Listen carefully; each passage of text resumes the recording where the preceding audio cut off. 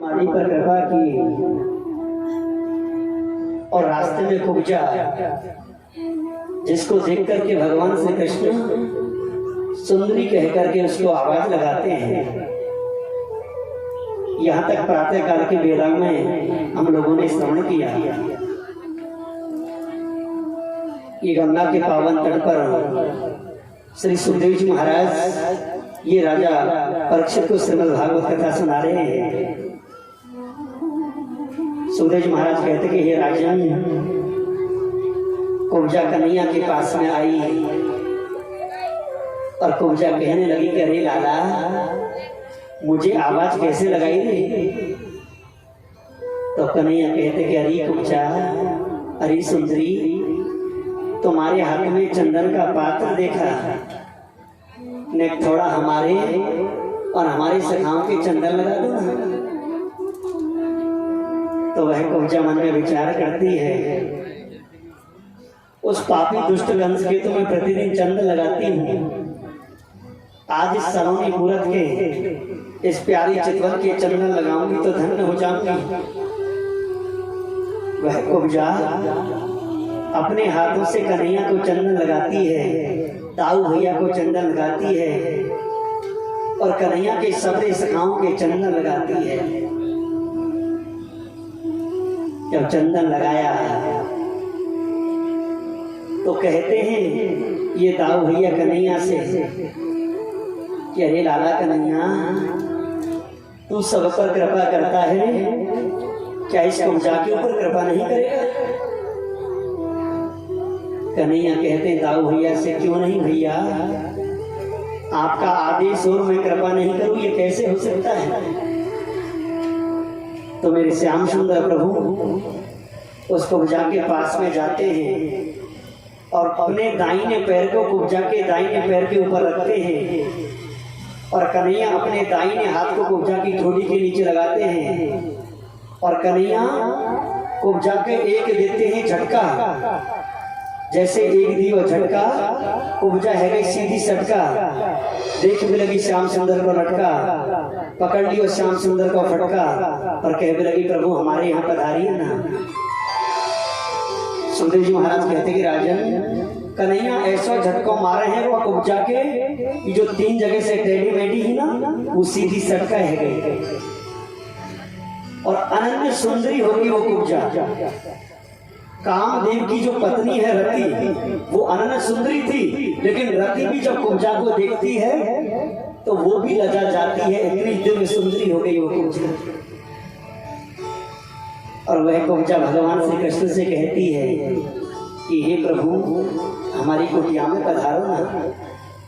भगवान कहते कुब्जा से कि हे कुब्जा, पहले हमें मामा श्री से मिलना है, उनका हिसाब के साथ पूरा करना है, बाद में तुम्हारे यहाँ अवश्य पधारेंगे। और ये कह करके मेरे कन्हैया दाऊ भैया के सहित अपने सखाओं के सहित आगे बढ़ जाते हैं। सुखदेव जी महाराज कहते कि हे राजन, ये कृष्ण बलराम दोनों उस धनुष की स्थली पर पहुंच जाते हैं, जहां पर धनुष रखा है वहां ये दोनों भैया पहुंच जाते हैं। और जैसे धनुष के पास में पहुंचे कन्हैया, दाऊ भैया से कहने लगे अरे भैया, न कि यार धनुष से उठा के बताइए, देखिए हम कितना बचने हैं। दाऊ भैया कहने लगे देख लाला कन्हैया, ये धनुष उठावे को और तोड़वे को तेरे ठिको ले रखो है लाला। और देख कन्हैया, जाए धनुष न उठावे से विवाह शादी में बिनने तो उठाए लाला, और जो फ्री फोकट के धनुष से बिनने उठावे के बोलते कह रहे। अरे त्रेता में जब तुम राम थे और मैं लक्ष्मण था, और जनक जी महाराज ने कहा था सभा में कि ऐसा लगता है कि शायद ये पृथ्वी सूरों से वीन हो गई है, तो मैंने खड़े होकर के तुम्हारी तरफ इशारा करते हुए कहा था कि भैया ये क्या कहते हैं जनक जी महाराज कि ये पृथ्वी सूरों से वीन हो गई है? यदि भैया आपका मुझे आदेश हो तो इस धनुष को तो क्या इस पृथ्वी को मैं गेंद की तरह उठा सकता हूँ। मैंने कहा था तुमसे, लेकिन तुमने इशारा करके मुझे बैठा दिया था। अब देख लाला कन्हैया, जाए धनुष उठावे से विवाह शादी है बिरने तो उठावे हम, और जो फ्री फोकट के हैं बिरने उठावे को मोते कह रहे। तो देख लाला तेरे ठेके ले रखो है धनुष उठावे को तोड़ दे को। हाँ जैसे दाऊ भैया ने कहा, मेरे श्याम सुंदर कन्हैया मंद मंद मुस्कुराने लगे और मुस्कुराते हुए उस धनुष को उठाते हैं, उस पर प्रतिज्ञा खींचते हैं, और जैसे प्रतिज्ञा खींची बड़े वेग से टंकार करके वह धनुष बीच में से टूट जाता है। गुरु मथुराधीश भगवान की जय जय श्री राधेश। सुखदेव जी महाराज कहते कि राजन, जैसे धनुष टूटा और धनुष के टूटने की टंकार राजा कंस के कानों में पड़ी, तो ये धनुष जब शंकर भगवान ने राजा कंस को दिया था तो बाबा भोलेनाथ ने कहा था इस कंस से, अरे कंस, इस धनुष को जो तोड़ेगा वो तुझे नहीं छोड़ेगा। वो बात याद आती है उस कंस को, और वह कंस अपने काल से बड़ा भयभीत हो जाता है। सुखदेव जी महाराज कहते कि हे राजन, कंस के यहाँ महलों में एक हाथी है, जिस हाथी का नाम है कुबला पीड़ हाथी। इस एक हाथी में 10,000 हाथियों का बल है। ये कुबला पीड़ नाम का हाथी राजा कंस के ससुर जरासंध ने दहेज में दिया था। ये राजा कंस महावत से कहता है कि अरे महावत, इस कुबला पीड़ हाथी को मदरा पान कराओ, शराब पिलाओ। और इस कुबला पीड़ हाथी को मदरा पान करा करके महलों के प्रमुख दरवाजे पर खड़ा कर दो। कृष्ण बलराम आए, तुम दोनों के सामने इस हाथी को छोड़ देना, ये उनको जिंदा नहीं छोड़ेगा। और राजा कंस अपने मल्लाहों से कहता है, पहलवानों से कहता है, राजा कंस का जो महल है ना भैया, महल के बीचों बीच अंदर एक बड़ा विशाल एक अखाड़ा है, मल्लयुद्ध का अखाड़ा। तो वह राजा कंस अपने मल्लाहों से कहता है, पहलवानों से, यदि कृष्ण बलराम उस हाथी से जिंदे बच करके अंदर आ जाएं, तो तुम उन दोनों को मल्लयुद्ध के लिए ललकारना, और मल्लयुद्ध करते करते दोनों को मृत्यु के घाट उतार देना। सुखदेव जी महाराज कहते कि हे राजा, धनुषो भंजमानस्य शब्दः रोदसी दिशा पूर्याशयं श्रुत्वा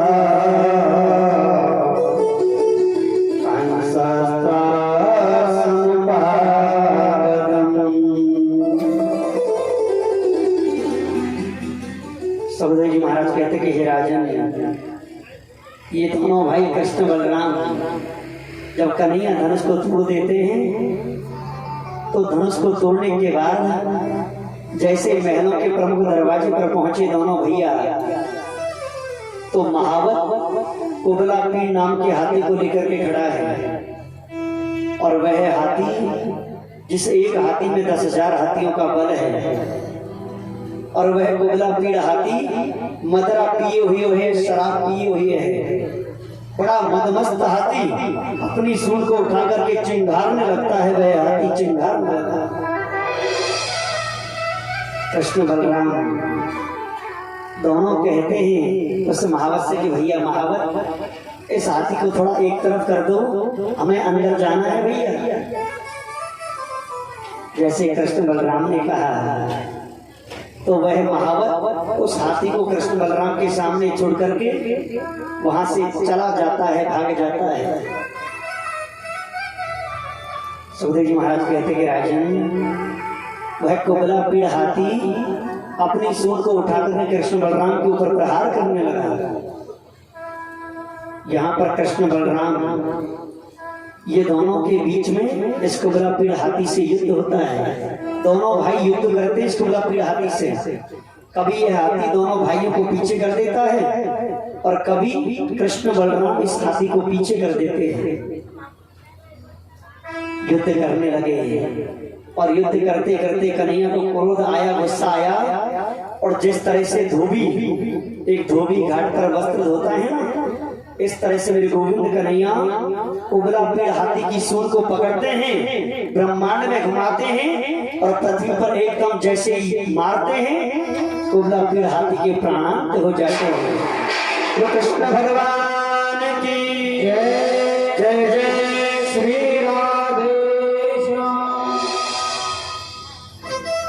कुबला पेड़ हाथी को मारने के बाद ये दोनों भैया कृष्ण बलराम उस हाथी का एक एक दांत उखाड़ते हैं और उस हाथी के दांत को कंधे पर रखते हुए ये दोनों भाई अंदर महलों में प्रवेश करते हैं। सुखदेव जी महाराज कहते कि राजन, राजा कंस के महलों में बीच बीच अखाड़ा है और उस अखाड़े में पहलवान मल्लाह खड़े हुए हैं।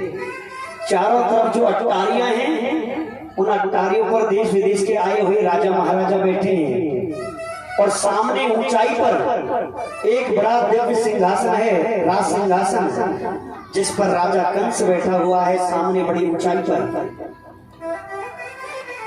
सुखदेव जी महाराज कहते कि राजन, जैसे कृष्ण बलराम ये दोनों भैया महलों में प्रवेश करते हैं तो जैसी दृष्टि वैसी सृष्टि, देखने वालों की जैसे विचार, जैसी दृष्टि, जैसी सोच है, उनको कृष्ण बलराम वैसे ही दिखाई देते हैं।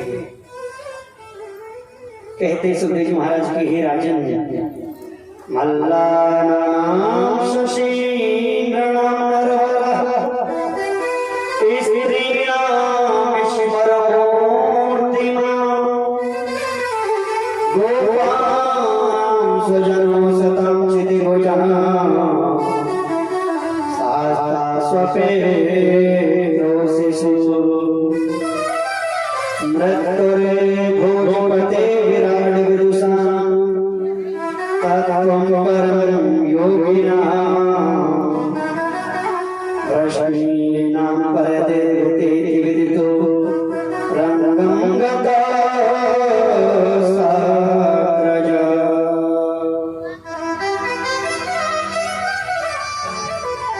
सुखदेव जी महाराज कहते कि राजन, मल्ला नाम शशि नाम नरवरा, जैसे कृष्ण बलराम अंदर महलों में प्रवेश करते हैं तो पहलवान मल्लाह जब कृष्ण बलराम को देखते हैं तो उनको ऐसा लगता है ये दोनों बड़े पहलवान हैं।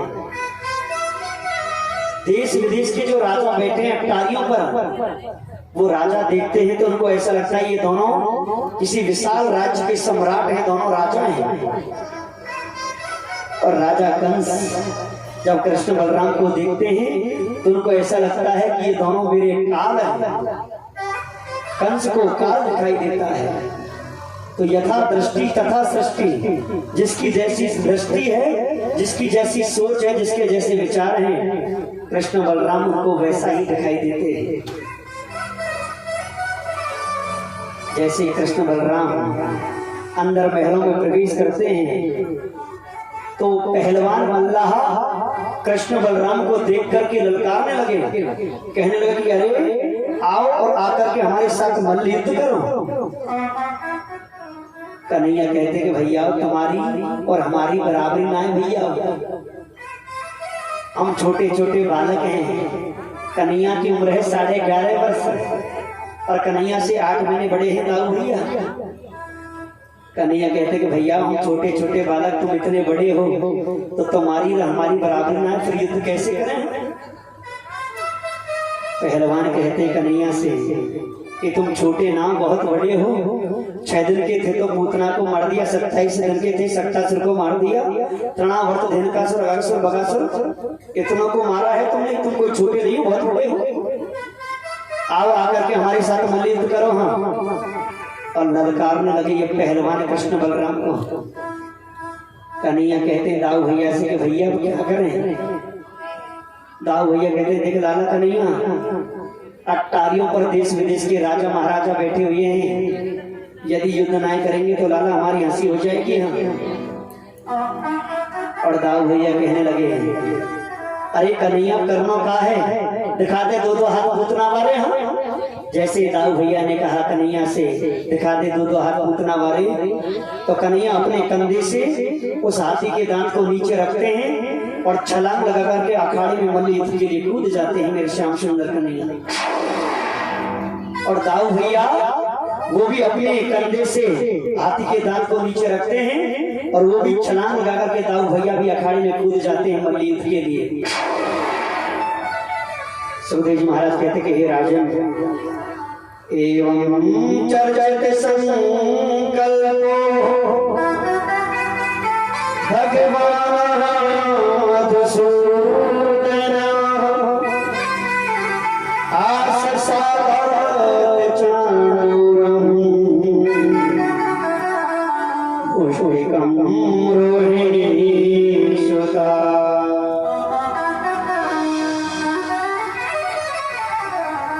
सुखदेव जी महाराज कहते हैं हे राजन, चांडू नाम का जो पहलवान है उसके साथ में कन्हैया मल्ल युद्ध करते हैं, और मुश्तिक नाम का जो पहलवान है उसके साथ में दाऊ भैया बलराम जी मल्ल युद्ध करते हैं। और ये दोनों भाई कृष्ण बलराम मल्ल युद्ध करते करते चांडू और मुश्तिक को मृत्यु के घाट उतार देते हैं। गुरु बालकृष्ण भगवान की जय जय श्री राधे। जैसे चांडू और मुश्तिक का मर्दन किया तो अब तो एक साथ अखाड़े में तीन तीन चार चार पहलवान आ गए युद्ध करने के लिए। सुखदेव जी महाराज कहते कि हे राजन, चांडू रे मुश्तिक टूटे सले सके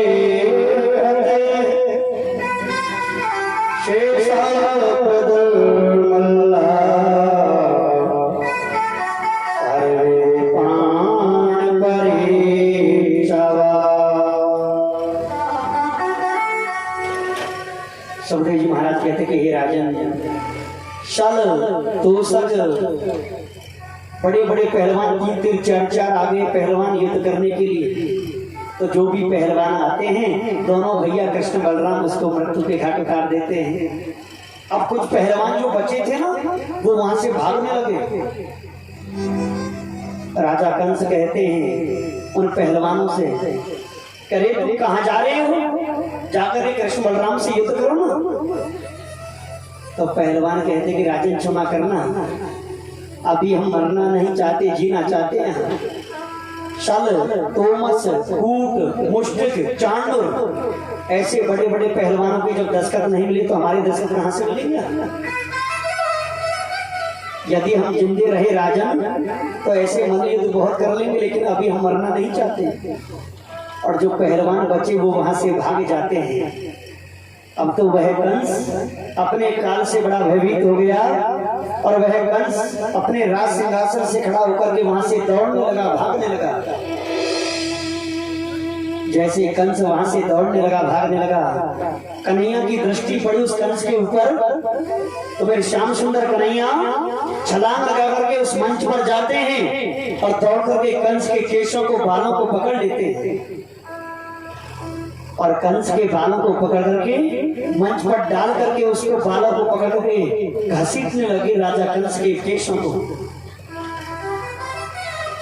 मेरे श्याम सुंदर कन्हैया कंस के केशों को पकड़ करके मंच पर घसीटने लगे। कन्हैया कहते करे पापी कंस, जब आकाशवाणी ने कहा था कि इस देवकी का अष्टम गर्भकाल होगा तो मेरी माँ देवकी को तुमने इसी तरह से केशों को, बालों को पकड़ के रथ से नीचे घसीटा था। अरे केशों को पकड़ करके घसीटने से कितना कष्ट, कितनी पीड़ा, कितना दुख होता है। जिस पीड़ा से मेरी माँ देवकी गुजरी थी, आज उसी पीड़ा, उसी दुख का तू भी अनुभव कर पापी। कहते हैं कि जाके पग नहीं फटी विवाई, सो का जाने पीर पराई। जिसके पैर में कभी बिराई नहीं फटी हो वो क्या जाने कि बिराई का दर्द क्या होता है। तो मेरे गोविंद श्याम सुंदर कन्हैया कंस के केशों को पकड़ करके मंच पर घसीटने लगे और घसीटते घसीटते कन्हैया उस कंस को मंच से नीचे फेंकते हैं और मेरे श्याम सुंदर कन्हैया छलांग लगा करके कंस की छाती पर जाकर के कूदते हैं और जैसे छाती पर कूदे कंस के प्राणांत हो जाते हैं। तो मथुराधीश भगवान की जय जय जय श्री राधेश्याम। देखो भैया, मेरे कन्हैया ने आज कंस को मारा और हमने यहाँ जयकारा बोले भैया, लेकिन तुम्हारे मुंह से जयकारा नहीं निकले। ऐसा लगे है आज कंस को मार दिया कन्हैया ने, ये बात सुन करके तुम दुखी हो गए। शायद कंस के भाई बंधु हो इसलिए दुखी हो गए। अब देखो मेरे प्रभु, हम दोबारा जयकारा बोलेंगे। हाँ, अब जो कंस के भाई बंधु हैं वो तो जयकारा नहीं बोलेंगे, दुखी हो गए। लेकिन जो मेरे कन्हैया के भाई बंधु हैं वो जयकारा बोलेंगे। हाँ, अब देखते हैं कौन कौन कंस के भाई बंधु हैं, कौन कौन कन्हैया के भाई बंधु हैं। बोलो मथुराधीश भगवान की। हाँ, अब ऐसा लगा कि सबरे के सबरे मेरे कन्हैया के भाई बंधु हैं। अब आवाज निकली। तो आज मेरे श्याम सुंदर कन्हैया ने 11.5 वर्ष की अवस्था में इस पापी कंस का मर्दन किया। बोलो श्याम सुंदर भगवान की। कृष्ण कन्हैया भज कृष्ण कन्हैया, कृष्ण कन्हैया भज कृष्ण कन्हैया, तेरी पार करेंगे नैया। भज कृष्ण कन्हैया, पार करेंगे नैया। भज कृष्ण कन्हैया, पार करेंगे नैया। भज कृष्ण कन्हैया, कृष्ण कन्हैया भज कृष्ण कन्हैया, कृष्ण कन्हैया भज कृष्ण कन्हैया, कृष्ण कन्हैया भज कृष्ण कन्हैया, कृष्ण कन्हैया भज कृष्ण कन्हैया। पार करेंगे नैया, भज कृष्ण कन्हैया, पार करेंगे नैया। भज कृष्ण कन्हैया, पार करेंगे नैया। भज कृष्ण कन्हैया, पार करेंगे नैया। भज कृष्ण कन्हैया।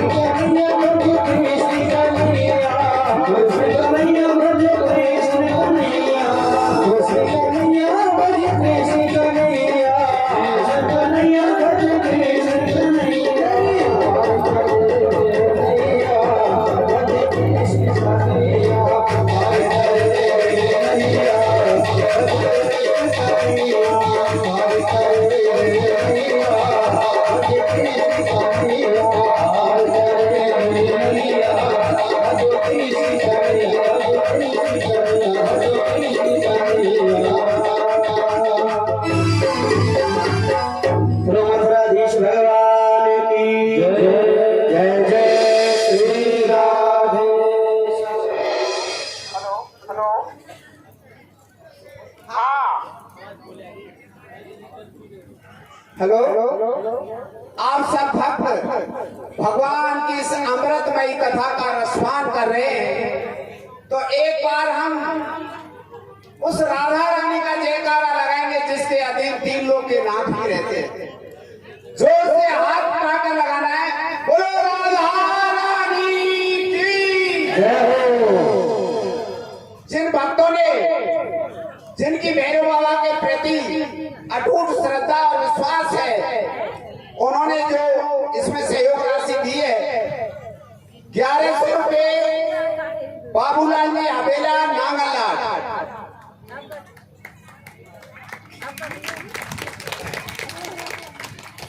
दो पीपा देसी घी और 1100 रुपए प्रिंसुख जी परिवार पाला खुर्द, 2 पीपा घी और 1100 रुपए नगद प्रिंसुख परिवार पाला खुर्द उनकी तरफ से दिया गया है। और 3100 रुपए मुंशी गुजर सनौप कंचन गुजर खुर्द पाला खुर्द उनकी तरफ से 3100 रुपए दिए गए हैं। एक बार जोरदार तालियां हो जाए। 500 रुपए गोपाल जी शर्मा छारनी वाले जो यहाँ मंच पर ही विराजमान है। 1100 रुपए राधेश्याम जी मीना रंगलाल का पुरा, 1100 रुपए हरसाय जी गुजर टुडावली, 1100 रुपए हरसाय जी गुजर टुडावली, 1100 रुपए भगवती प्रसाद जी जैमिनी पांडावाली उनकी तरफ से है। इस कथा में ब्राह्मणों ने बहुत दान दिया है, हम उसी समय से देख रहे हैं। वास्तव में दान देना और लेना दोनों में श्रेष्ठ रहते हैं ब्राह्मण। 5100 रुपए मोहर सिंह जी पटेल जागीर पाड़ला, 5100 रुपए मोहर सिंह जी पटेल जागीर पाड़ला, 1100 रुपए विष्णु पटेल जी पाड़ला, 2100 रुपए किशोर जी मीना पाड़ला, 1100 रुपए लटूर राम जी मीना पाड़ला और 5100 रुपए राजेंद्र बेसला पाड़ला जागीर, 5100 रुपए राजेंद्र बेसला पाड़ला जागीर। हम भैरव बाबा के चरणों में निवेदन करते हैं, प्रार्थना करते हैं कि इन सब परिवारों के ऊपर आपकी कृपा दृष्टि हमेशा बनी रहे। बोल भैरव बाबा की जय। बोलो भागवत महापुराण की जय जय श्री राम।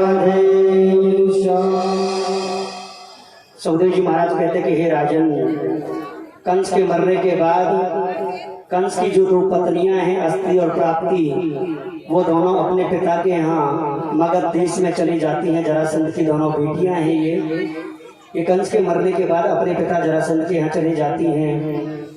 और उसके बाद भगवान श्याम सुंदर कन्हैया सबसे पहले अपनी माँ देवकी और वसुदेव जो अभी तक कारागाह में पड़े हैं, उन दोनों को अपने माता पिताओं को कारागाह से मुक्त करते हैं भगवान श्याम सुंदर कन्हैया।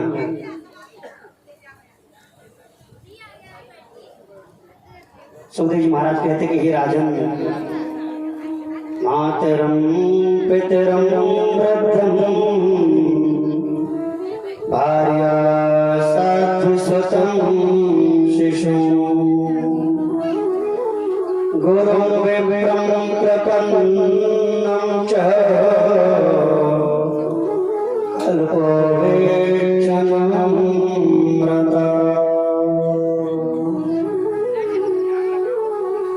सुखदेव जी महाराज कहते हैं कि राजन, भगवान श्याम सुंदर कन्हैया अपनी माँ देवकी और वसुदेव को कारागाह से मुक्त करते हैं और उनके चरणों में पड़कर के क्षमा याचना मांगते हैं।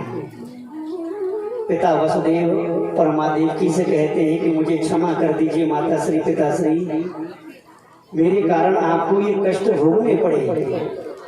यदि मैं आपके अष्टम गर्भ में नहीं आता तो आपको ये कष्ट पीड़ा नहीं भोगने पड़ते। और वेद शास्त्र कहते हैं मेरे प्रभु, यदि किसी संतान की वजह से, यदि किसी औलाद की वजह से माता पिता दुखी होते हैं तो वह संतान मृत के समान है, मरे हुए के समान है। तो मेरे श्याम सुंदर कन्हैया अपने माता पिता से क्षमा याचना मांगते हैं कि मुझे क्षमा कर देना, मेरे कारण आपको ये कारागाह की यातनाएं झेलनी पड़ी, ये कष्ट दुख झेलने पड़े। और इसके बाद कन्हैया अपने नाना उग्रसेन जी महाराज को कारागाह से मुक्त करते हैं और अपने नाना उग्रसेन जी महाराज को ये कन्हैया राज सिंहासन पर बैठाते हैं, राज तिलक करते हैं उग्रसेन जी महाराज का। और नंद बाबा से कहा कि बाबा, आप इन ग्वाल बालों को लेकर के वृंदावन के लिए प्रस्थान करें बाबा। जब तक मथुरा का राज सुचारू रूप से व्यवस्थित संचालन नहीं होगा तब तक मुझे और दाऊ भैया को यही मथुरा ही रहना पड़ेगा बाबा। तो नंद बाबा और ग्वाल बालों को मथुरा से वृंदावन भेज देते हैं कन्हैया। सुखदेव जी महाराज कहते कि हे राजन, इसके बाद वसुदेव जी महाराज कृष्ण बलराम को शिक्षा अध्ययन के लिए, पढ़ाने के लिए उज्जैनी नगरी में जो अवंतीपुरी है, उस अवंतीपुरी में कश्यप गोत्रीय जो सांदीपनी जी महाराज हैं, कृष्ण बलराम को पढ़ाने के लिए ये वसुदेव जी महाराज सांदीपनी गुरु जी के यहाँ भेजते हैं। और ये दोनों भाई कृष्ण बलराम मात्र 64 दिन में सारी शिक्षा का, विद्या का अध्ययन कर लेते हैं, मात्र 64 दिन में। और गुरु पुत्र जिसका नाम था पुनर्दत्त, जो समुद्र में डूब करके जिसकी मृत्यु हो गई थी, भगवान श्री कृष्ण गुरु दक्षिणा में अपने गुरु जी के लिए उस पुनर्दत्त नाम के पुत्र को जीवित करके वापस लौटाते हैं। इस तरह से गुरु दक्षिणा देते हैं भगवान श्री कृष्ण अपने गुरु जी के लिए। और ये दोनों भाई मात्र 64 दिन में सारी शिक्षा का अध्ययन करके पुनः लौट करके मथुरा नगरी में आ जाते हैं। सुखदेव जी महाराज कहते कि हे राजन, दोनों भाई कृष्ण बलराम मथुरा में रह रहे हैं। एक दिन की बात है कि जब आज देवकी कृष्ण के लिए जब भोजन की थाली लगाने लगी और जैसे भोजन की थाली कन्हैया के सामने रखी तो कन्हैया के नेत्रों से अश्रुधारा बहने लगी, कन्हैया रोने लगे। जैसे कन्हैया रोने लगे तो यह देवकी दौड़ी हुई उद्धव के पास में जाती है और उद्धव से कहती, कह रहे उद्धव, आज मैं कन्हैया को जब भोजन की थाली लगाती हूँ तो वो रोता है, उसके नेत्रों में से अश्रु धारा निकलती है।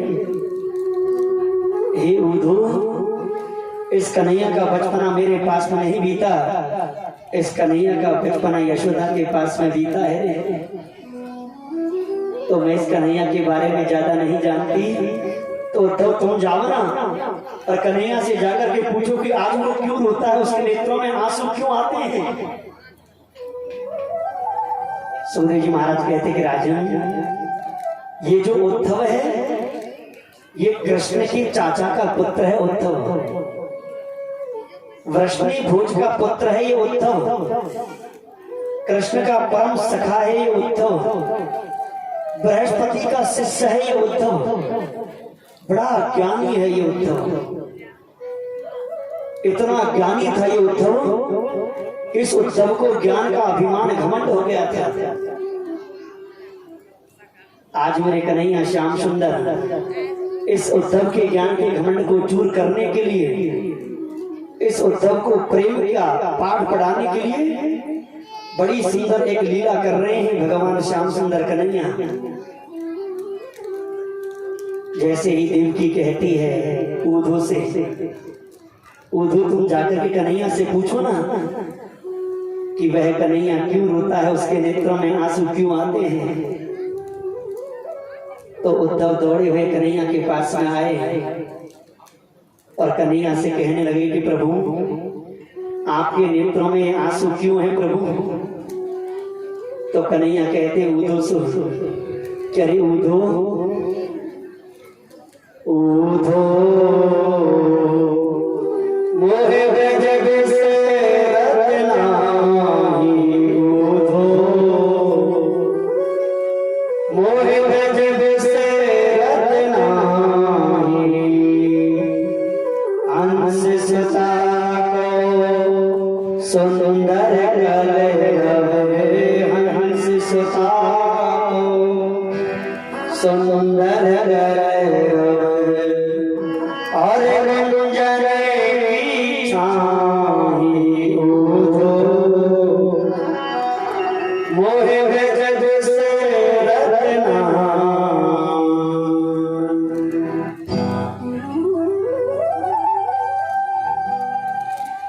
कन्हैया कहते हैं उद्धव से, कह रहे उद्धव क्या बताऊं रे, जब से मैं उस वृंदावन को छोड़ करके आया हूं, वो वृंदावन वासी, वो ग्वाल वाले, वो गोपियां मेरी याद में पल पल जीते हैं, पल पल मरते हैं। वो ब्रजवासी मुझे बहुत याद करते हैं उद्धव, और उन गोपियों ने मेरे विरह में, मेरी याद में जल अन्न बिल्कुल त्याग दिया है उद्धव। और जब गोपियों ने मेरी विरह में जब जल अन्न त्याग दिया है उद्धव, तो मैं भोजन कैसे करूं उद्धव। वो गोपियां मुझे बहुत याद करती है उद्धव, मेरी याद में दिन रात रोती है रे उद्धव।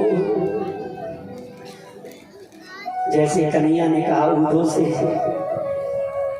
उद्धव कहते कि प्रभु, क्या वो गोपियां जानती है कि आप ब्रह्म हैं, नारायण हैं, भगवान हैं, क्या इस बात को जानती है वो गोपियां।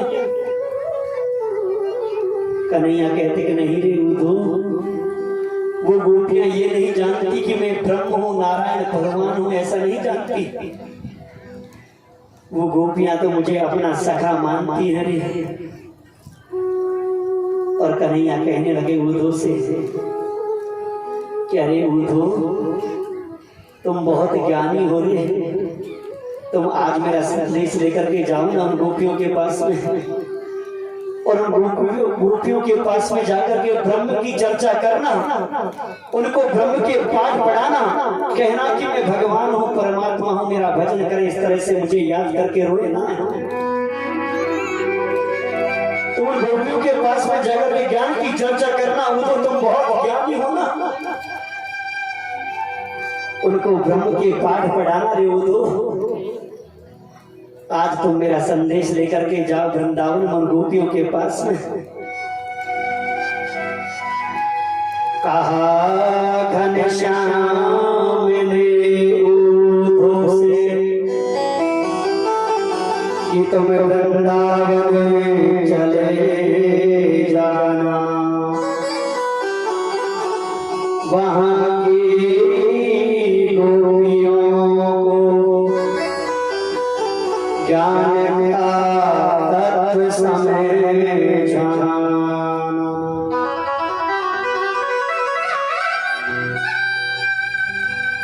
कन्हैया कहते कि हे ऊधो, तुम आज मेरा संदेश लेकर के जाओ उन गोपियों के पास में, और उन गोपियों के पास में जाकर के ज्ञान की चर्चा करना, ब्रह्म के पाठ पढ़ाना, उनको कहना, समझाना कि वो मुझे इतना याद ना करें। और हे ऊधो, यदि वो ब्रज की गोपियां मुझे इतना याद नहीं करेंगी तो मुझे भी उनकी याद नहीं आएगी रे ऊधो। उद्धव कहते कि प्रभु, मैं उन गोपियों के पास में जाकर के जब वेद वेदांत की भाषा में बोलूंगा प्रभु, तो भला वो गवार गोपियां मेरी भाषा को क्या समझेंगी प्रभु।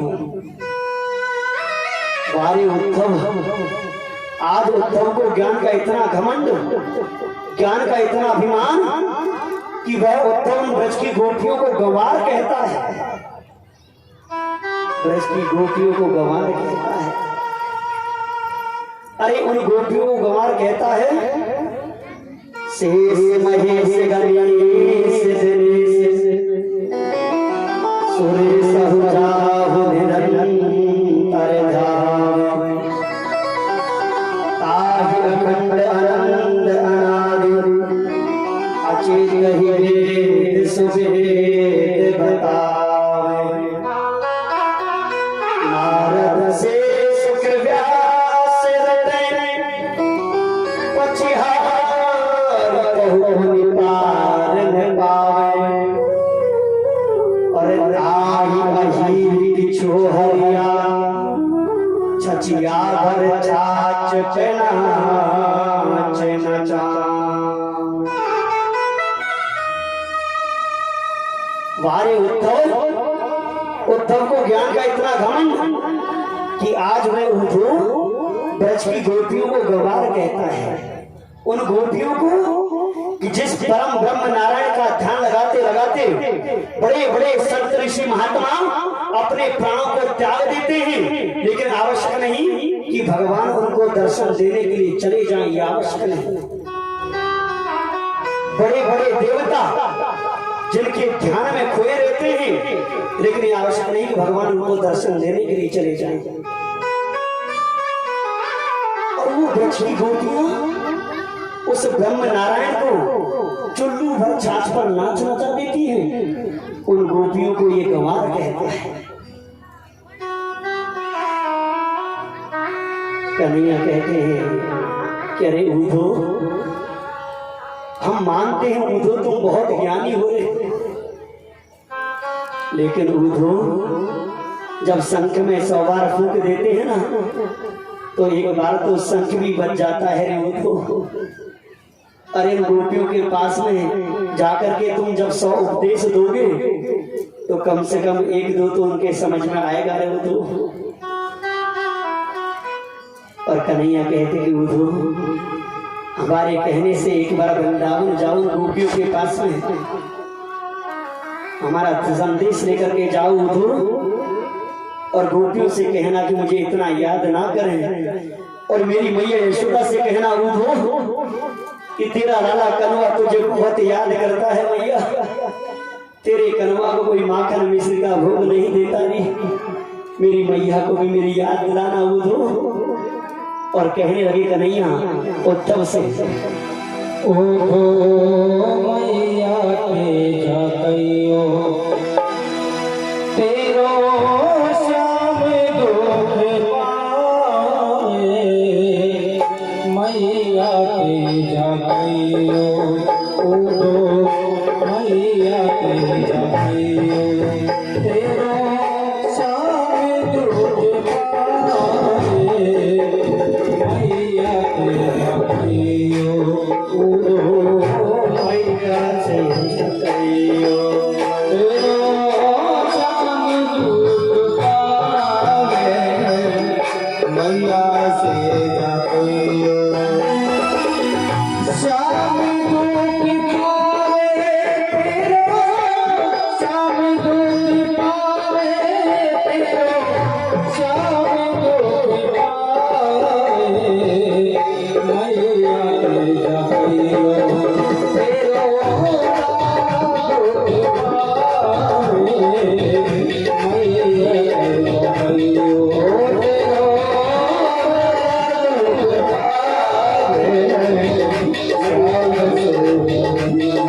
मैया से जाइयो।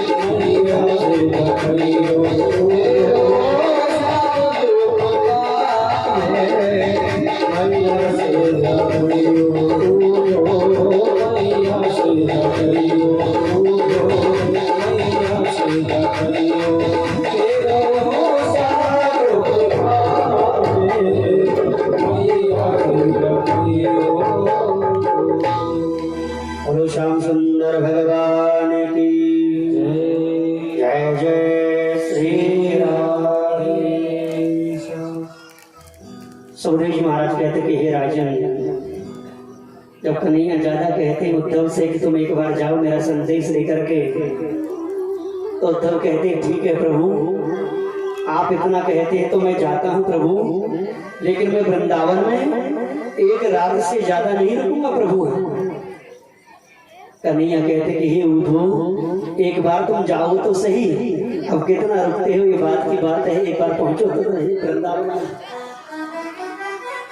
तो आज वह उद्धव मेरे कन्हैया का संदेश लेकर के रथ पर आरूढ़ होकर के मथुरा से चलता है वृंदावन के लिए। सुखदेव जी महाराज कहते कि हे राजन, जैसे उद्धव जी महाराज वृंदावन में प्रवेश करते हैं तो सारे वृंदावन में सन्नाटा छाया हुआ है। ऐसा लगता है कि मानो वृंदावन में कोई रहता नहीं हो। सुखदेव जी महाराज कहते कि हे राजन, जब से कन्हैया वृंदावन को छोड़ करके आए हैं ना, बड़ों ने आपस में बातें करना बंद कर दिया, छोटे छोटे बच्चों ने हंसना रोना बंद कर दिया। इतना ही नहीं, पक्षियों ने चहचाना बंद कर दिया, गाय बछड़ों ने रंभाना बंद कर दिया। ऐसा लगता है कि मानो वृंदावन में कोई रहता नहीं हो, सारे वृंदावन में सन्नाटा छाया हुआ है। और उद्धव जी महाराज नंद बाबा के महलों में पहुंचे तो बीचों बीच आंगन में मैया यशोदा बैठी और मैया यशोदा बैठी बैठी रो रही है, अश्रुधारा बह रही है मैया यशोदा के नेत्रों से। उद्धव जी महाराज मैया यशोदा के पास में पहुंचे और मैया यशोदा को हाथ जोड़ते हुए कहने लगे कि माँ, मैं उद्धव वृष्णि भोज का पुत्र, कृष्ण का सगा, बृहस्पति का शिष्य मथुरा से आया हूँ माँ। तो वही पास में कन्हैया का एक सगा खड़ा था। कन्हैया का सगा कहता है उद्धव से कि अरे उद्धव, जब से कन्हैया छोड़ के गए हैं मैया को, मैया थोड़ा ऊंचा सुनती है, इनकी श्रवणेंद्रियां कमजोर हो गई। उद्धव थोड़ा जोर से बोलो तब जाकर के सुनेंगी मैया यशोदा, थोड़ा जोर से बोलो। तो उद्धव जोर से बोलता है कि माँ, मैं उद्धव वृष्णि भोज का पुत्र, कृष्ण का सगा, बृहस्पति का शिष्य मथुरा से आया हूँ माँ। जैसे उद्धव जोर से बोला, माँ यशोदा कहती कि अरे उद्धव इतना जोर से क्यों पुकारता है, न धीरे बोल रहे। मैंने अभी अभी अपने लल्ला को पालने में सुनाया है, कभी कहता है कि मैया चंद और रंगो, कभी कहता है मैया ब्याह करवा दे। बड़ा अनुनय विनय करके मैंने अपने लल्ला को सुनाया है पालने में। इतना जोर से बोलेगा तो जग जाएगा मेरा लल्ला। उद्धव जी महाराज विचार करते मैं प्रभु को मथुरा छोड़ करके आया हूँ और मैया कहते कि मैं लल्ला को पालने में सुनाया है। उद्धव जी कहते कि माँ, मैं तेरे लल्ला के दर्शन करना चाहता हूँ, कहाँ लेटा हुआ है पालना में, मुझे दर्शन करवा देना। तो मैया यशोदा रोती हुई खड़ी होती है और रोती रोती पालने की तरफ जाती है मैया यशोदा। और पालने के पास में जाकर के पालने को देख करके फूट फूट करके रोने लगी मैया यशोदा। पालने में कुछ भी नहीं था और पालने को देख करके फूट फूट करके रोने लगी मैया यशोदा। और कहने लगी उद्धव से, कह रहे उद्धव, मैं अपने कनवा को इसी पालने में झुलाया करती थी, सुलाया करती थी रे। वो अपनी मैया को छोड़ करके मथुरा चला गया रे। अरे उद्धव सच बचत बताइयो रे, मेरा कन्हैया अपनी मैया को याद करता है कि नहीं करता है? और मैया के रोते रोते कंठ अवरुद्ध हो जाता है मेरे प्रभु, और मैया मूर्छित होकर के पृथ्वी पर गिर जाती है। सुखदेव जी महाराज कहते कि हे राजन, जो उद्धव ज्ञान की चुनरिया उड़ उड़ गया है ना, आज वह उद्धव प्रेम सागर में गोता लगाने लगा, प्रेम के दर्शन करने लगा। भारी मेरे प्रभु आपसे इतना प्रेम। इतने में ही नंद बाबा आ जाते हैं। नंद बाबा को प्रणाम करते हैं उद्धव, और नंद बाबा से कहते कि बाबा, मैं गोपियों से मिलना चाहता हूँ, वो गोपियां मुझे कहाँ मिलेंगी बाबा? तो नंद बाबा कहते कि अरे उद्धव, जब से कन्हैया उन गोपियों को छोड़ कर गए हैं ना, वो गोपियां उसी मधुवन में रहती है जहां पर कन्हैया ने उनके साथ में रास रचाया है। वो गोपियां लौट करके अपने घर नहीं आई कभी भी, वही उनको रात हो जाती है, वही सूर्योदय हो जाता है, वही रहती है वो गोपियां।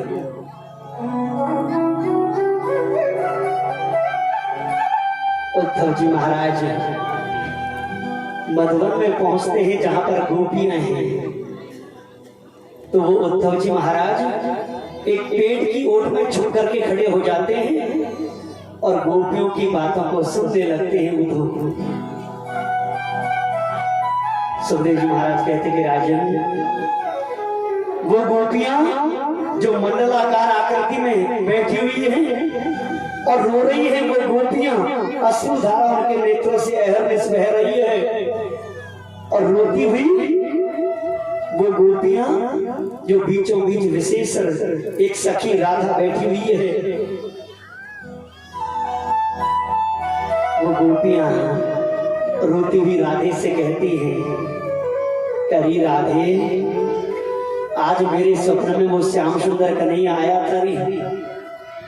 मैंने स्वप्न देखा कि मैं जब स्वप्न में पानी भरन को पनघट पर गई और जैसे पानी भर के घर की तरफ आगे लगी तो वो कन्हैया दौड़ा हुआ मेरे पीछे पीछे आया और मोते कहने लगे, अरे गोपी बहुत तेज भूख लग रही है, मक्खन मिश्री को भूख लगाया था, कच्छ मक्खन मिश्री दे खा ले।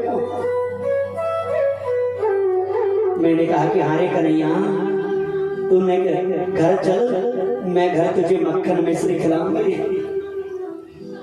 और जैसे मैं घर में आई, निद्रा बैरन मुझे छोड़ करके चली गई। तो राधे, आज वो कन्हैया श्याम सुंदर मेरे स्वप्न में आए थे। एक दूसरी सखी रोती हुई कहती है, प्यूरी राधे, क्या तेरे स्वप्न में वो कन्हैया श्याम सुंदर नहीं आते?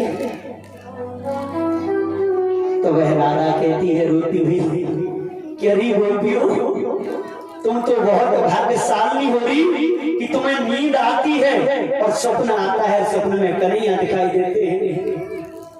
अरे जब से कन्हैया मुझे छोड़ के गए हैं ना, तब से निद्रा बैरन भी तो मुझे छोड़ के चली गई थी। और जब नींद नहीं आती तो स्वप्न कहां से आए, कन्हैया मुझे कहां दिखाई दे। जैसे ये उद्धव सुनता है कि वारे प्रभु, आपसे इतना प्रेम कि आपके वियोग में, आपके प्रेम में इन गोपियों को नींद तक नहीं आती। तो यह सुन करके उद्धव जी महाराज की सारी ज्ञान की सीढ़ियां खिसक जाती है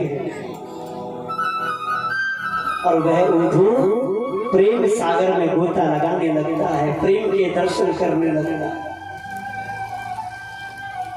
सुखदेव जी महाराज कहते कि राजन, वह उद्धव गोपियों के पास में जाता है और गोपियों से कहता है कि अरे गोपियों, मैं उद्धव वृष्णि भोज का पुत्र, कृष्ण का सखा, बृहस्पति का शिष्य, मथुरा से आया हूं।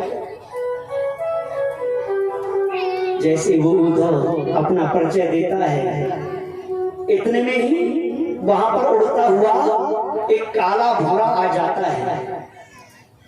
जैसे गोपियों के सामने वो काला भौरा आया, वो गोपियां उस काले भौरे से कहती कि अरे भंवर, अरे भौरे, तू यहाँ से चला जा रे, तू भी रंग का काला है और वो हमारा कन्हैया भी रंग का काला है।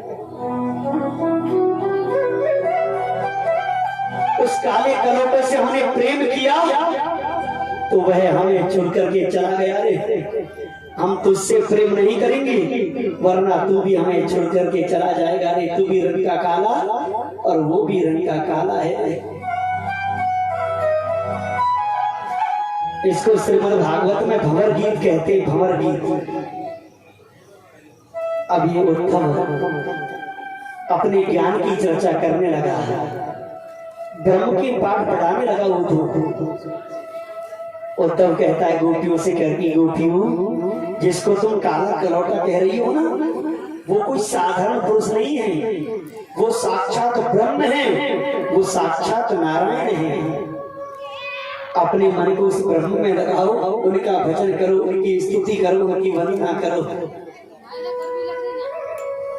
जैसे उद्धव कहते हैं कि अपने मन को ब्रह्म में लगाओ, तो वो गोपियां कहती है उद्धव से, उद्धव मन न भये 10-20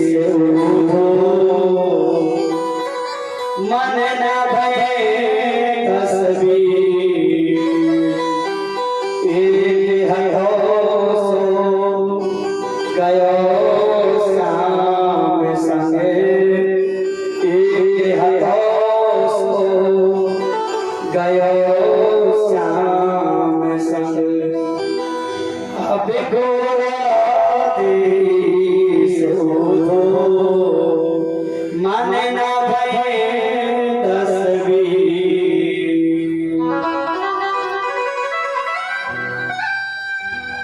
गोपियां कहती कि अरे उद्धव, हमारे तो एक ही मन था जिसको काला कलौटा श्याम सुंदर चुरा करके ले गया रे।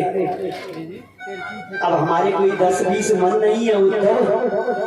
जब हमारे कोई दूसरा मन नहीं है तो दूसरा मन हम कहां से लेकर के आए तेरे उस ब्रह्म में लगाने के लिए उद्धव। अब दूसरा मन कहां से लेकर के आए उद्धव। और गोपियां कहती कि अरे उद्धव, तुम हमें ब्रह्म का पाठ पढ़ाते हो, तुम कहते हो वो कन्हैया हमारा ब्रह्म है। तो सुनो उद्धव, ब्रह्म जो निराकार होता है, उसके न हाथ होता है, न पैर होता है, न शरीर होता है, वो ब्रह्म होता है। और जब कन्हैया हमारा निराकार है, उसके कोई हाथ नहीं, पैर नहीं, कोई शरीर नहीं। यदि हमारे कन्हैया के हाथ पैर नहीं थे तो उन्होंने ब्रजमंडल में माखन चोरी लीला कैसे की उद्धव? हमारे साथ में रास कैसे रचाया उद्धव?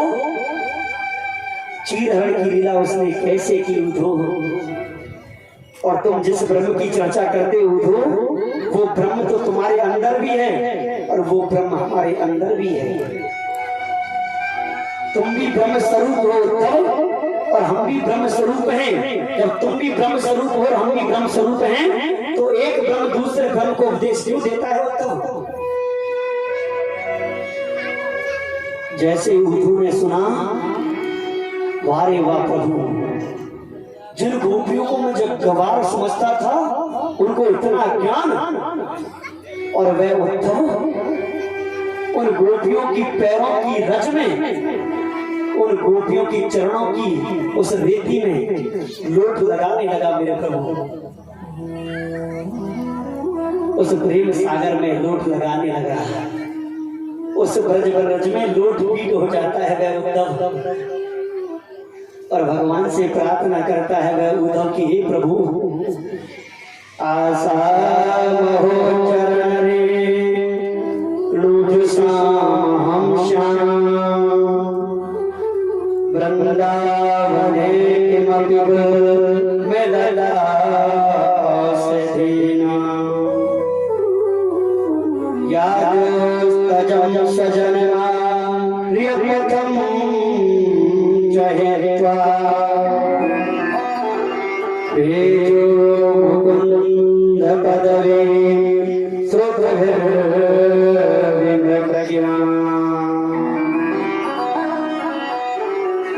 वह उद्धव उस ब्रज रज में लोट पीट हो जाता है और भगवान से प्रार्थना करता है कि हे प्रभु, मुझे दूसरा जन्म दो तो इस वृंदावन में देना प्रभु।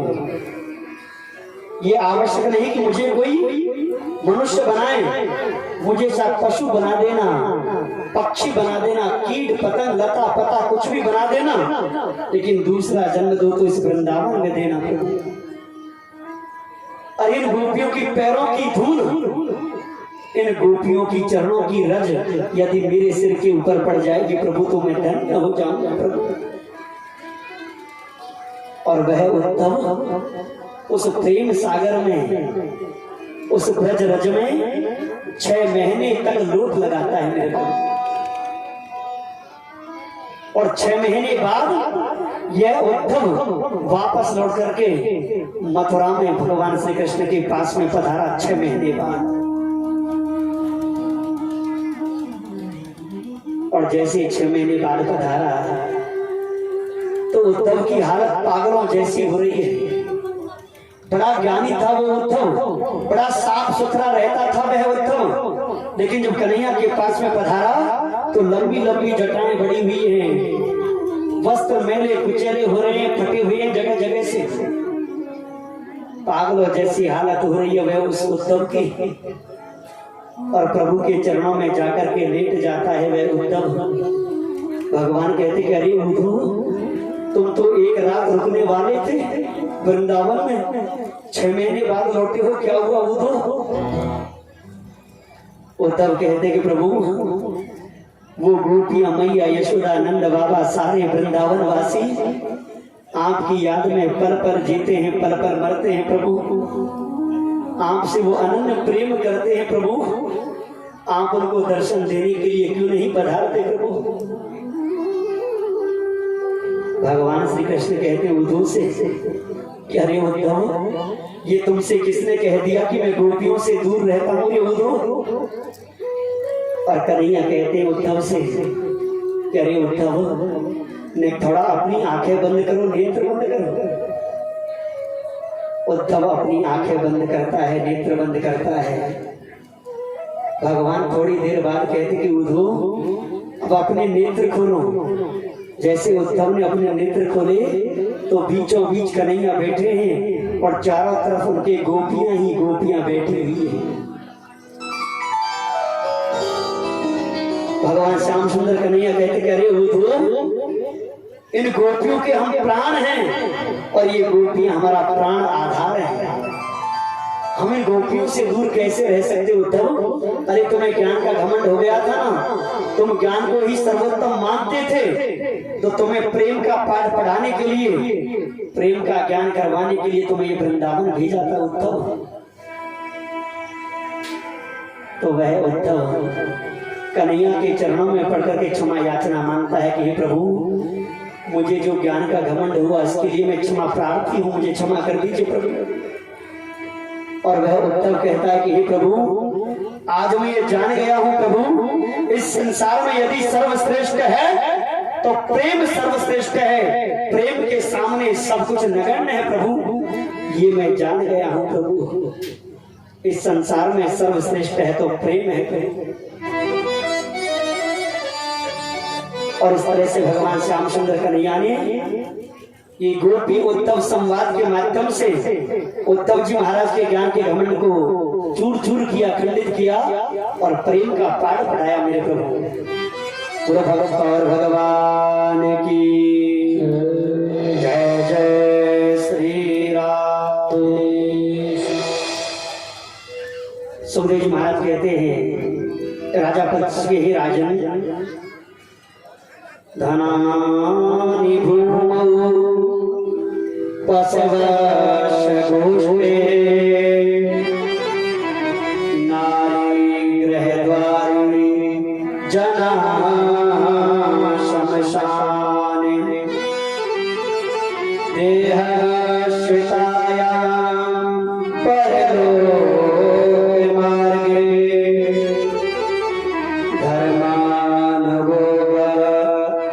जीव एका।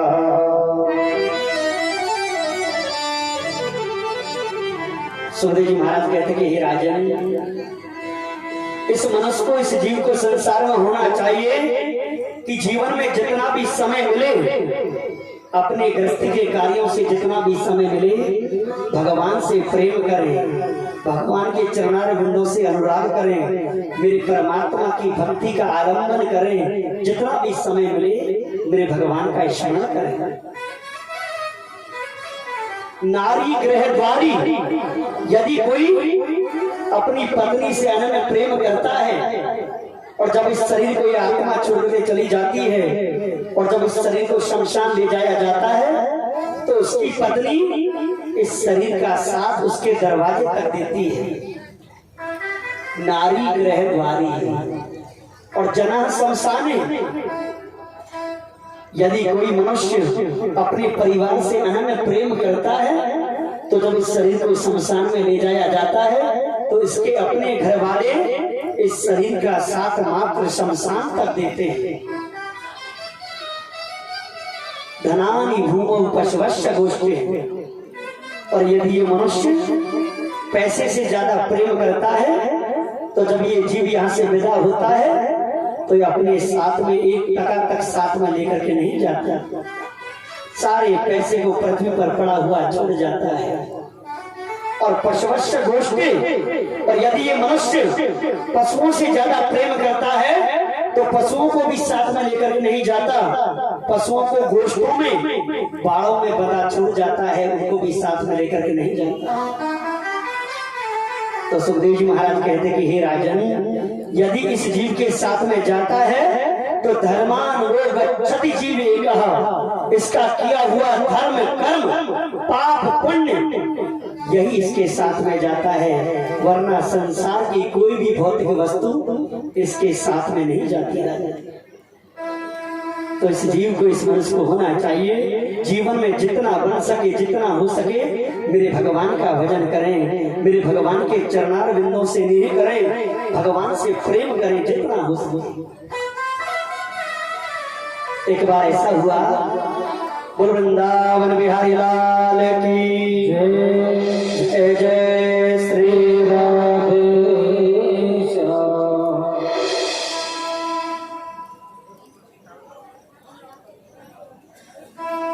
एक बार ऐसा हुआ, एक गांव था, एक गांव, उस गांव में एक भगत जी रहते थे जिनका नाम था रामदास। अब उस गांव के बाहर कुछ दूरी पर एक संत का आश्रम था। अब वो रामदास प्रतिदिन, वो भगत जी संत के आश्रम पर संत की सेवा करने जाते। प्रतिदिन आश्रम में जाकर के रामदास झाड़ू लगाता, संत भगवान के लिए भोजन बना करके आता, उनको प्रसाद खिला करके तब जगह पे घर पर आता। तो प्रतिदिन संत की सेवा करने के लिए जाता वो रामदास, 1-2 घंटे सेवा करके घर पर आ जाता। बहुत वर्ष बीत गए रामदास को संत की सेवा करते करते। अब धीरे धीरे वो संत महात्मा बुढ़ियाने लगे, बुढ़े होने लगे, शरीर में ज्यादा क्षमता नहीं रही संत भगवान के। तो एक दिन वो संत भगवान कहने लगे रामदास से, देख भैया रामदास, अब हम बुढ़िया गए हैं, बुढ़े हो गए हैं, अब आश्रम की देख रेख हमसे नहीं होती। रामदास तू ऐसा कर, अपने घर को छोड़ करके हमेशा हमेशा के लिए आश्रम पर आ जा और आश्रम की देख रेख कर। भैया मेरे बस की रोकना है, आश्रम को देखना संभालना, घर को छोड़ करके आश्रम पर आ जा रामदास। रामदास कहते हैं कि बाबा मैं घर को छोड़कर कैसे आ जाऊं, घर में मेरे पिताजी है, माता श्री है, पत्नी है, बच्चे हैं। बाबा कहते कि अरे रामदास तू पगला क्यों गया है रे, कोई किसी का नहीं होता, सब बनी बनी के साथी है रे। जैसे बाबा ने कहा कोई किसी का नहीं होता, सब बनी बनी के साथी है, तो रामदास कहते कि बाबा आपने कह दिया, मैं कैसे मानूं कोई किसी का नहीं होता। अरे मेरे पिताजी मेरे हैं, मेरी माताजी मेरी है, मेरी पत्नी मेरी, मेरे बच्चे मेरे हैं, आपने कह दिया मैं कैसे मानूं बाबा।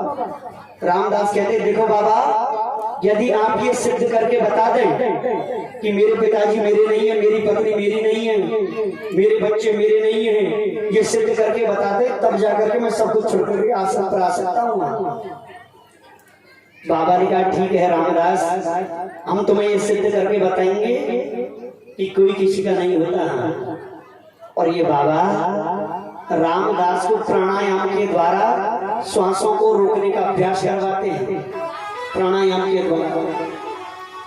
अब रामदास को इतना अभ्यास हो गया कि वह रामदास प्राणायाम के द्वारा 2-2 घंटे तक अपने श्वासों को रोक लेता है। अब जब इतना अभ्यास हो गया तो बाबा ने कहा कि जा रामदास, अपने घर जाकर के बीचों बीच आंगन में जाकर के धड़ाम से गिर जाना और पड़ते ही अपने श्वासों को रोक लेना, और जब तक मैं नहीं आऊं और मैं खड़ा होने के लिए नहीं कहूं तब तक श्वास नहीं लेना। रामदास ने कहा ठीक है बाबा। और वो रामदास अपने घर पर आया, बीचों बीच आंगन में आकर के धड़ाम से गिर जाता है और पड़ते ही प्राणायाम के द्वारा अपने श्वासों को रोक लेता है। अब जैसे रामदास गिरा, माता पिता ने गिरने की आवाज सुनी, दौड़े हुए आए, देखा बीचों बीच आंगन में रामदास पड़ा हुआ है। डॉक्टर को, वैद्य को बुलाया और वैद्य ने जैसे रामदास की नबज देखी तो वैद्य ने कह दिया कि रामदास का राम नाम सत्य हो गया। अब जैसे वैद्य ने कहा कि रामदास के माता पिता जोर जोर से रोने लगे। रामदास के पिताजी रो रहे हैं कि अरे मेरा हीरा तू कहाँ गए हो। रामदास की माता छाती को पीटती हुई रो रही है कि अरे मेरे कलेजे का टुकड़ा तू कहाँ गए हो। इतने में ही रामदास की मां पत्नी वो जैसे रोने की आवाज सुनती वो दौड़ी हुई आई। उसने जैसे देखा कि हमारे प्राणनाथ के प्राण चले गए तो वो भी बड़े विरह से रोने लगी कि अरे मेरे प्राणनाथ तुम कहाँ गए। रामदास की बहन जो मिलने के लिए आई थी, अपने ससुराल से मिलने के लिए आई थी, वो घर पर थी। वो जैसे देखते कि हमारे भाई के प्राणांत हो गए तो रामदास की बहन भी जोर जोर से रोने लगी कि अरे मेरा बीरा तू कहाँ गया। अब रामदास के घर में जैसे रो पुकारी मचने लगी, अड़ोसी पड़ोसी ने सुनी कि अरे आज रामदास के घर में कहाँ है गए हो। तो अड़ोसी पड़ोसी दौड़ करके आए, देखा कि रामदास का राम नाम सत्य हो गया। तो पड़ोसी सब रामदास के घर वालों को शांत करने लगे, चुप करने लगे। अरे चुप हो जाओ, भगवान ने इतने दिन के लिए भेजा था, इतनी सांसें थी, चुप करने लगे पड़ोसी। अब रोने वाले भी कब तक रो, वो भी धीरे धीरे चुप होने लगे। अब रामदास की माँ गांव के एक आदमी से कहने लगी, भैया या रामदास का जो कुटिया वाला बाबू है ना, वो आश्रम वाला बाबू, वो रामदास का गुरु था और बाबा को परम चेलो हुई रामदास। कोई जाकर के वह बाबा को सूचना दे दो कि तेरा चेला के प्राणांत हो गए, अंतिम दर्शन करने हैं तो बता। गांव के आदमी से कहा तो वह गांव का आदमी दौड़ो हुए बाबा के पास में गयो और बाबा से कह रहे, बाबा तेरा जो चेलो है रामदास वहाँ के प्राणांत है गए, अंतिम दर्शन करने तो बता। बाबा ने जैसे सुना दौड़ा हुए आए बाबा, और बाबा ने जैसे घर में प्रवेश किया, रामदास के घर वाले बाबा को देख करके फिर जोर जोर से रोके लगे। पिताजी रो रहे कि अरे मेरा हीरा तू कहाँ गए। मारो रही कह रहे मेरे कलेजे का टुकड़ा तू कहाँ गए रे। धर्म पत्नी रो रही अरे मेरे प्राणनाथ। बहन रो रही अरे मेरा वीरा तू कहाँ गए। अब रामदास के पास में जैसे बाबा पहुंचे तो बाबा को देख कर घर वाले फिर जोर जोर से रोके लगे। बाबा ने रामदास की नबज देखी और बाबा कहने लगे कि देखो भैया बात ऐसी है, रामदास के प्राणांत तो हो गए, क्या में तो कोई शक नहीं है, शंका नहीं है, लेकिन मेरे पास में एक ऐसा मंत्र है, मैं रामदास से जिंदा कर दूंगा, सब चुप है जाओ, मैं जिंदा कर दूंगा रामदास से। जैसे बाबा ने कहा तो सब चुप रह गए। बाबा ने गांव के एक आदमी से कहा, भैया ऐसा कर रसोई में जा और एक कटोरी में दूध लेकर के आ। गांव का आदमी दौड़ो हो गए हो, कटोरी में दूध लेकर के आए हो और बाबा के हाथ में कटोरी को दे दिए। अब बाबा के हाथ में दूध की कटोरी है, बाबा झूठ माट मंत्र पढ़ने लगे वहां और बाबा कहने लगे देखो भैया बात ऐसी है, रामदास की आत्मा या दूध में आ गई है, अब जो भी या दूध पिए हुए वो तो मर जाएगा और रामदास जिंदा है जाएगा। अब जैसे बाबा ने कहा जो भी या दूध पिए वो तो मर जाएगा, रामदास जिंदा है जाएगा, तो घर वाले सब पीछे हटने लगे, हमारा नंबर ना आ जाए, हमारा ना आ जाए। अब कोई भी आगे बढ़ करके दूध को पीने के लिए तैयार नहीं। तो बाबा ने सबसे पहले रामदास के पिताजी से कहा, बहुत रो रहे थे मेरा हीरा, तुम बुढ़िया गए हैं, बुढ़े है, कहा करोगे ठीक है, तुम पी जाओ या दूध मर जाओ, कोई बात ना है, तुम्हारी हीरो जिंदा है जाएगा। रामदास के पिताजी कहने लगे देख बाबा बात ऐसी है, मुझको पता है बाबा मैं अपने घर को कैसे कैसे चला रही हूँ। देख बाबा ये आजकल के चोर छंडे हैं, ये कहा जाने गृहस्थी कैसे कैसे चले हैं। देख बाबा यदि मैं मर गया हो ना तो मेरी सबकी गृहस्थी फैल रह जाएगी, बाबा मैं तो नहीं। रामदास के पिता ने इनकार कर दिया।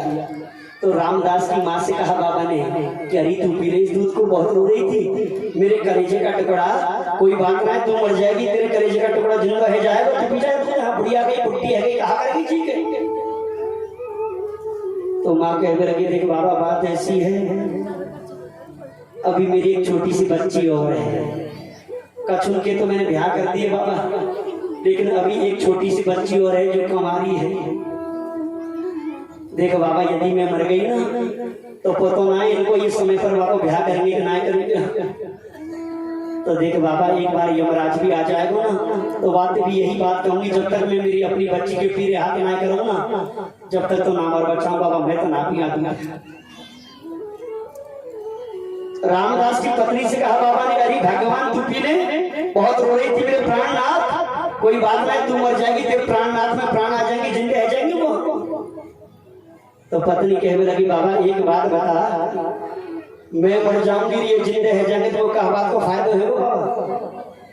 और देख बाबा यदि मैं मर गई और ये जिंदे रह गए ना तो ये मेरे घर में सोच लिया कि दूसरा ब्याह कर लेंगे यहाँ, और पता ना है बुधारी सोच कैसी आएगी, मेरे छोटे छोटे बच्चे हैं उन पे कहा जुलम ढाएगी पता ना है बाबा। तो मैं तो अपने बच्चों के सारे जीवन बिता लूंगी बाबा, मैं तो नाती ना दूध। रामदास की बहन जो मिलने के लिए घर पर आई थी, बाबा ने कहा कि अरे तू पी इस दूध को, बहुत रो रही थी मेरा बीरा, कोई बात नहीं तू मर जाएगी और तेरा बीरा जिंदा है जाए, तू पी जाए तू। तो बहन कहने लगी देख बाबा बात ऐसी है, मैं तो मिलवे के ताई 2-4-5 दिन के लिए आई बाबा, मुझे कहा पता ही कलेश में लगो बाबा मैं तो आती ना है। अब कोई भी दूध को पीने के लिए तैयार नहीं होता। तो बाबा कहने लगे ऐसा करें, ये रामदास मेरे आश्रम पर जाकर के मेरी बहुत सेवा की, बेचारे ने, ऐसा करूं या दूध मैं पी जाऊं। अब जैसे बाबा ने कहा कि इस दूध को मैं पी जाऊं तो रामदास के सब घर वाले कहने लगे हाँ बाबा तू पी जाए, तू कलेश कर, तू मर भी जाएगा बाबा तो जरा आगे नाथ में पीछो जेवड़ो कोई रोबाड़ो भी ना बाबा, पीछे कलेश कर जाए। और वो बाबा उस दूध को पी जाते हैं और रामदास से कहते हैं अरे रामदास सब खड़ा हो और देखिए कौन तेरा अपना है। रामदास खड़ा हुआ और बाबा को चरणों में प्रणाम किया और सीधा आश्रम की तरफ चल देता है। तो सुखदेव जी महाराज कहते हैं हे राजन, कोई किसी का साथ नहीं देता, कोई किसी के साथ नहीं जाता, इस जीव के साथ जाता है तो उसका किया हुआ कर्म पुण्य पाप यही इसके साथ जाते हैं, वरना संसार की कोई भी वस्तु जीव इसके साथ नहीं जाती रहती। ये तो छोटे सपना है, ये